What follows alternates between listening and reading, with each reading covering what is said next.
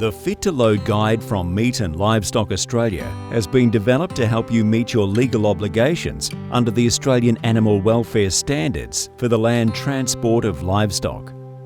Because it's an offence to load and transport an animal in a way that causes or is likely to cause it unnecessary harm, this guide will help you decide if an animal is fit to be loaded for transport by road or rail to anywhere in Australia. There's not a whole lot of point bringing damaged livestock here because, as the old saying goes, one bad apple in a barrel can spoil a whole barrel. For buyers looking at a pen of stock and they're seeing stock that is just a substandard, they're going to make the assumption that there's more than one in that particular lot, and they'll walk on to the next pen, or that pen will be significantly discounted.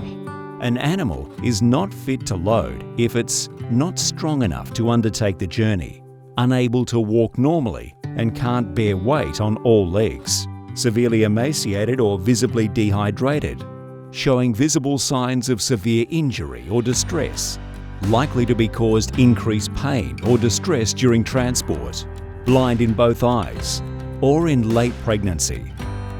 If an animal is unfit to load, your options include treating the animal and then transporting when recovered, consulting a veterinary surgeon and then transporting only under veterinary advice, or humanely destroying the animal. It's the responsibility of the person in charge to ensure that animals are prepared correctly and will cope well with the entire journey. Well-prepared stock travel better, are less stressed, and associated animal welfare issues are avoided.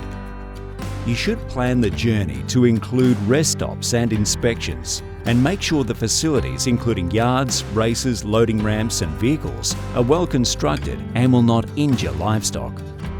Rest recently mustered livestock prior to loading and segregate animals appropriately. This includes keeping horned animals away from non-horned, or keeping mothers with their young. Once you begin the loading, handle livestock quietly and with minimum force.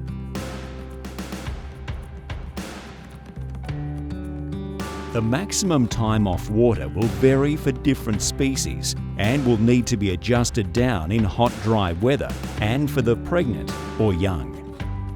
For goats and cattle over 6 months old and sheep over 4 months old, the maximum time off water is 48 hours.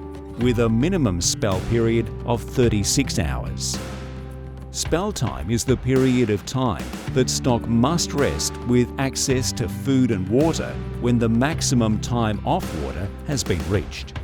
The maximum time off water is reduced to between 24 and 28 hours for calves, kids and lambs, or for pregnant or lactating animals, followed by a minimum spell period of 12 hours. Transporters, drivers and agents should always seek information about how long animals have been off feed and water before loading. If it's likely that the journey will take more than 24 hours, then the date and time when animals last had access to water and when they were last inspected must be recorded by the person in charge. Written information about who to contact in an emergency must also be provided. Dry feed only, such as hay, can be offered prior to loading, even if water has been withheld. Whenever food or water is on offer, make sure there's enough space for every animal to access it, as shy feeders become an issue when space is limited.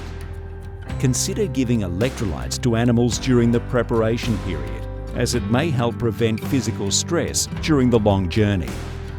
In the rare event of an accident involving heavy vehicles carrying livestock, LivestockASSIST is a 24-hour national hotline to coordinate emergency responses, an important service to minimise harm to both drivers and animals if something does go wrong.